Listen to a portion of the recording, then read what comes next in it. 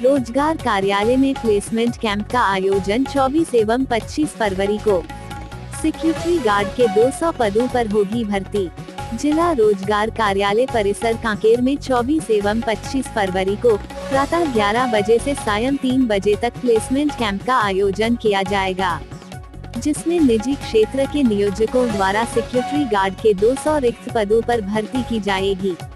इच्छुक आवेदक अपना संपूर्ण बायोडेटा के साथ उक्त प्लेसमेंट कैंप में उपस्थित होकर कोविड-19 प्रोटोकॉल का पालन करते हुए आवेदन पत्र जमा कर सकते हैं। प्राप्त आवेदन पत्रों के आधार पर नियोक्ता द्वारा प्राथमिक चयन कर साक्षात्कार लिया जाएगा, जिसकी सूचना दूरभाष के माध्यम से आवेदक को दिया जाएगा। छत्तीसगढ़ और बस्तर के तमाम खबरों पर हमारी नजर, आपकी खबर हमारी कलम।